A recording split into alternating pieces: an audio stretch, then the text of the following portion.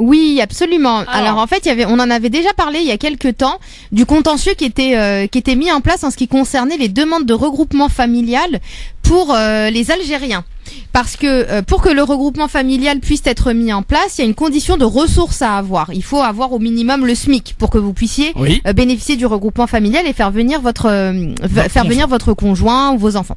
Tout à fait. Sauf que lorsque vous êtes de nationalité algérienne, ça va. En fait, il y a une exception qui est mise en place en ce qui concerne cette condition de ressources.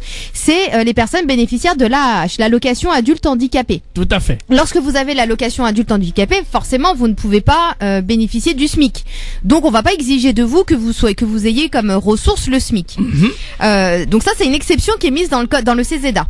Sauf que cette exception ne s'applique pas aux Algériens parce que le rapport entre la France et les Algériens est régi par l'accord franco-algérien. Et dans l'article qui est prévu par l'accord franco-algérien, on n'a pas cette exception pour les personnes bénéficiaires de l'AAH.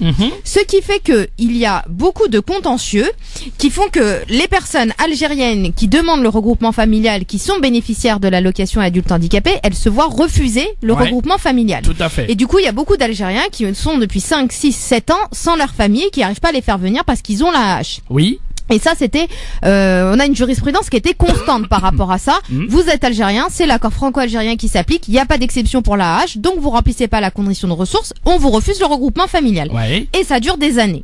On a beau faire des contentieux et contester devant le tribunal administratif, devant la cour administrative d'appel, ça ne passe pas. Et là, il y a pas longtemps, donc c'était en janvier, il y a le Conseil d'État qui s'est positionné par rapport à ça et qui a considéré que c'était considéré comme de la discrimination. On a aussi le défenseur des droits qui s'est positionné en disant que c'était totalement discriminatoire, que le fait que les Français ou que tous les autres ressortissants puissent faire venir leur famille lorsqu'elles ont l'allocation adulte handicapé et pas les Algériens, c'est une inégalité de traitement, donc on est face à une discrimination.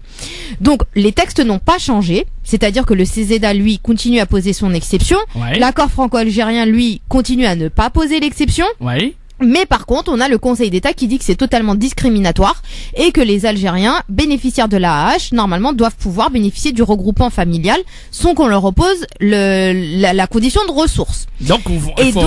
Donc du coup, maintenant, ce qu'on fait, c'est qu'on continue à faire les recours comme on avait l'habitude de le faire, sauf que c'était refusé devant le tribunal administratif et c'était refusé devant la cour administrative d'appel. Et là, depuis peu, la cour administrative d'appel suit la position du Conseil d'État. Ça signifie que maintenant, si vous avez un refus, vraiment, n'hésitez pas à contester devant le tribunal administratif. Si le tribunal administratif refuse votre demande d'annulation, c'est pas grave, vous allez devant la cour administrative d'appel et vous invoquez cet arrêt du Conseil d'État et maintenant la cour administrative d'appel applique la position du Conseil d'État et considère que c'est discriminatoire et du coup ce qu'elle fait, ce qu'elle demande à la préfecture le réexamen de la situation. D'accord. Donc on peut avoir un réexamen auprès de la préfecture. Donc c'est extrêmement intéressant parce que du coup les Algériens qui sont en attente de mettre en place un regroupement familial et qui sont bénéficiaires de l'allocation adulte handicapé, eh bien sachez que là tout est en train de changer et que vous allez bientôt pouvoir bénéficier normalement du regroupement familial. Donc c'est quand même une super bonne nouvelle. Bonne nouvelle et on aura l'occasion d'en reparler évidemment à la rentrée plus en détail. En tout cas ça s'applique parce que moi j'ai reçu ma décision il y a 2 jours et franchement j'étais très contente. Eh ben c'est clair, voilà. Encore une fois. Grâce à Maître Maghrebi, tout ça, qu'on apprend les meilleures lois qui arrivent, les meilleurs décrets et comment faire des recours évidemment. Et ben voilà, sur cette bonne nouvelle, eh bien on va s'arrêter pour aujourd'hui.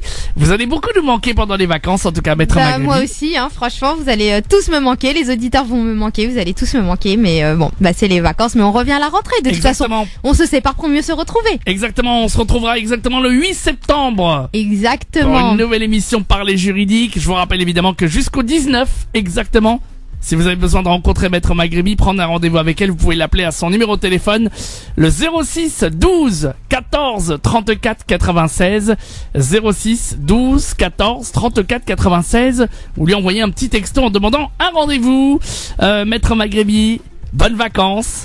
Merci Medjed, bonnes vacances également, bonnes vacances à tous les auditeurs, prenez soin de vous, n'hésitez pas à mettre en place et à bénéficier de l'opération Tranquillité Vacances en allant au commissariat pour faire protéger votre logement et puis comme je vous dis à chaque fois, même si c'est les vacances, c'est pas une raison. Ouais. Vous avez des droits. Donc s'il vous plaît, faites-les respecter. Excellentes vacances à tous et puis on se retrouve Inch'Allah au mois de septembre. À bientôt, bye bye. À bientôt.